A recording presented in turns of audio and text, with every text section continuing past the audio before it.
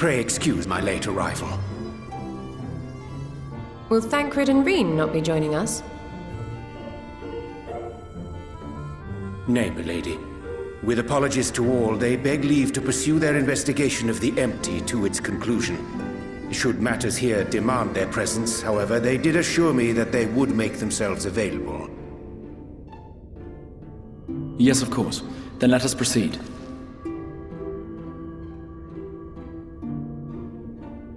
I think it best that you begin by providing a summary of Mistress Kryle's findings.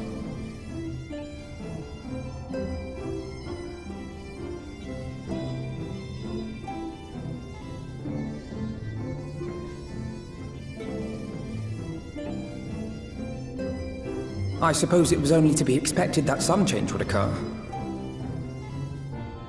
Yet our souls seem unaffected, to my eye at least. How long they will remain so is another question.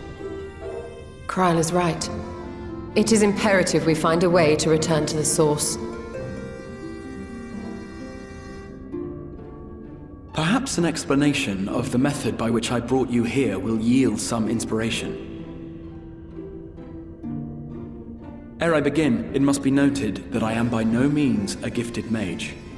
In order to employ powerful magics, I must rely upon the Crystal Tower and its boundless reservoirs of energy. The magic that summoned you was no exception. 'Tis a singular spell, adapted through painstaking effort from the technique that transported me to the First. To use an analogy, it works by cutting a hole in the fabric of reality. A hole tailored to the object of summoning, through which it and it alone may pass unscathed. Though I succeeded in creating said hole, I failed to latch onto my intended target. Instead of you, the spell found those close to you, and ended up summoning them in their incomplete state.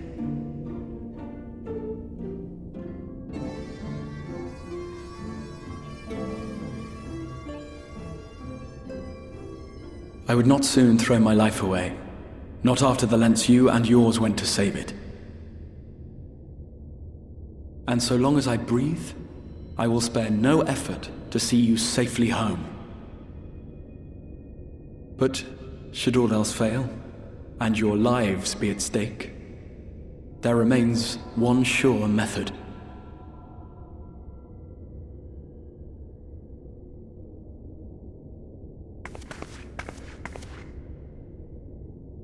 Ow! Oh, what was that for? How can you even entertain such thoughts? You owe your life to the Warrior of Light, and you don't get to die unless he says so.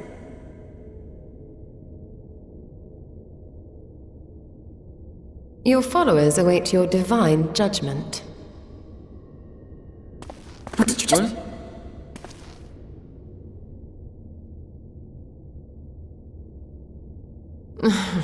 If the two of you have finished, perhaps we could return to our discussion? Rather than dwelling upon the multiple failed attempts at transference, I think it would behoove us to focus on the solitary success.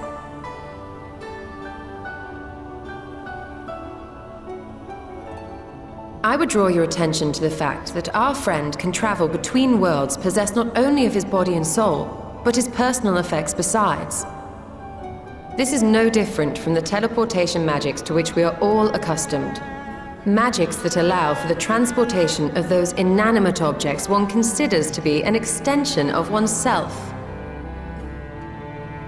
Are you suggesting that simply by considering us his possessions, he could carry our souls back to the source upon his person? Well, it would be nice if things were that simple for a change. But vague notions of ownership seem a rather tenuous thing to stake our lives on. So much as a moment of doubt on his part and we'd be left floating in the rift. Milady hath the right of it. The requisite fixity of belief would be too much to ask even of our friend. Yet, were we to immure our souls within an object in his possession, mayhap then our safe passage could be assured. White Auracite would, I believe, serve as a suitable vessel for this purpose. It was conceived to imprison the massy soul of an Ascian, and should house one of ours with relative ease.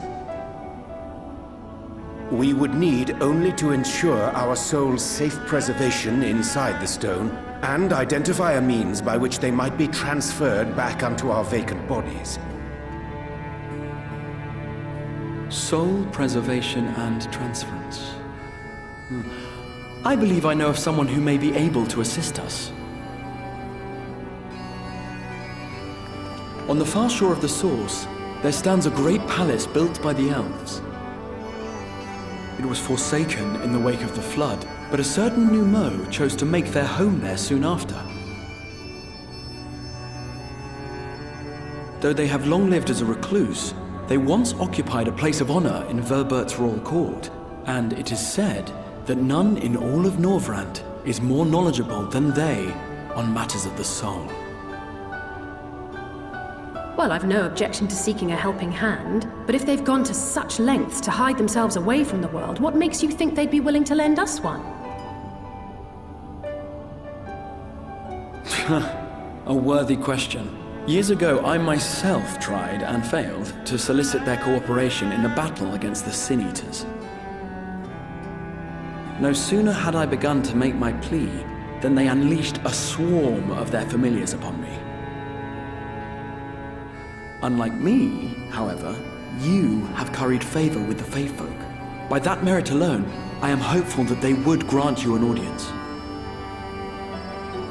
They may still be inclined to turn you away, of course, but if their knowledge might feasibly facilitate your return home, we have to try.